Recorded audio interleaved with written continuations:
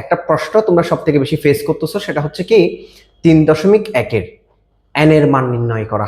3.1-এর একটি প্রশ্ন সব থেকে বেশি আসছে, যে গত বোর্ড প্রশ্নগুলোতে n এর মান নির্ণয় করা। আমরা আজকে দেখব কিভাবে আমরা n এর মান নির্ণয় করব। ক্লিয়ার?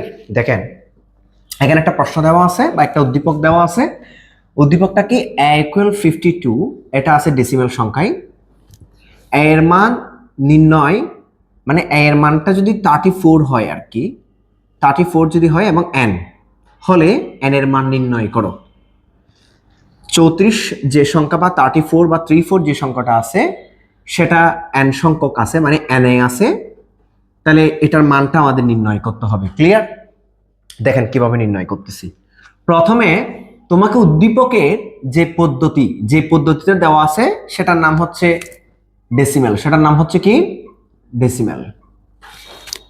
এখন তোমার থেকে বের করতে হবে এটা কোন পদ্ধতিতে আছে, বা এটার মানটা তোমার কাছে বের করতে হবে। ক্লিয়ার? দেখেন, এটা যেহেতু ডেসিমেলে আছে, আমরা সবাই একটা জিনিস জানি, বাইনারি থেকে ডেসিমেল এবং অক্টাল থেকে ডেসিমেল এবং হেক্সা থেকে ডেসিমেল। আগে এই বেসিকটা আমাদের জানতে হবে। বাইনারি থেকে যখন আমরা ডেসিমেলে যাই তখন বাইনারি ভিত্তি দিয়ে প্রত্যেকটা ডিজিটকে আলাদা আলাদা করে গুণ করে করে যাই। অক্টাল থেকে যখন আমরা ডেসিমেলে যাই তখন আমরা প্রত্যেকটা ডিজিটকে আলাদা আলাদা করে 8 দ্বারা গুণ করে যাই। আর হেক্সাডেসিমেল থেকে যখন আমরা ডেসিমেলে যাই তখন আমরা হেক্সাডেসিমেলের ভিত্তি 16কে গুণ করে করে যাই, প্রত্যেকটা ডিজিটকে আলাদা আলাদা করে। তাহলে আমরা যখন n থেকে ডেসিমেলে যাব তখন অবশ্যই আমরা n দ্বারা প্রত্যেকটা ডিজিটকে আলাদা আলাদা করে গুণ করব। তাহলে দেখো কিভাবে করব। এটা আছে 34, আমরা a এর যে ভ্যালুটা আছে সেটা হচ্ছে তোমার 34, এটা হচ্ছে আমাদের a এর মান, এবং আমার থেকে যাইতে হবে 52-তে, তাই না? দেখেন 3 ইন্টু n, 3 ইন্টু কি n, মানে আমি n সংখ্যক থেকে কোথায় যাচ্ছি, মানে n থেকে আমরা কোথায় যাচ্ছি? ডেসিমেলে যাচ্ছি। তাহলে আমরা যেহেতু ডেসিমেলে যাচ্ছি তাহলে আমাদের প্রত্যেকটা ডিজিটকে আলাদা আলাদা করে আমরা n দ্বারা গুণ করব। কি দ্বারা গুণ করব? n দ্বারা গুণ করব। এরপর এখানে 52টাকে রেখে দিব, কোনো অসুবিধে নেই।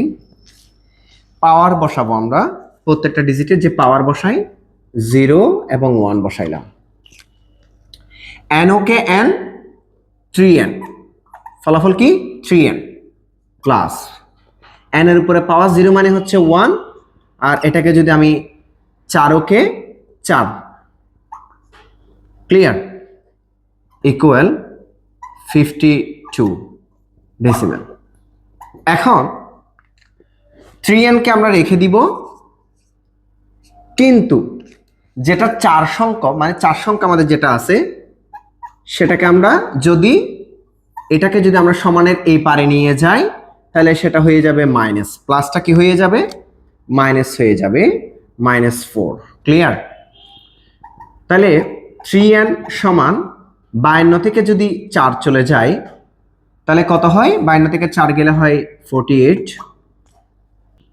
আমি n কে রেখে দিলাম, কিন্তু এখানে একটা মাঝখানে গুণ আছে, গুণ যখন সমানের এই পারে যাবে তখন সেটা ভাগ হয়ে যাবে। কি হয়ে যাবে?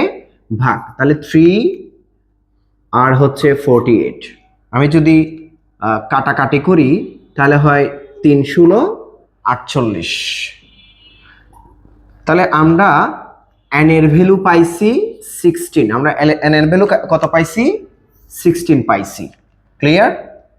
তাহলে এভাবেই কিন্তু আমরা n সংখ্যাগুলা মান নির্ণয় করতে পারবো। ক্লিয়ার? বুঝাতে পারছি ভাইয়া? আশা করি আমি তোমাদেরকে বুঝাতে পারছি। যদি আর কোনো প্রশ্ন থাকে বা সমস্যা থাকে অবশ্যই আমাকে কমেন্ট বক্সে জানাবা। আর যদি একদম বেসিক থেকে পুঙ্খানুপুঙ্খভাবে শিখতে চাও তাহলে অবশ্যই ভাইয়ার ক্লাসরুমে এসে দেখা করে যাবা বা ভাইয়ার ক্লাস করে যাবা ইনশাল্লাহ।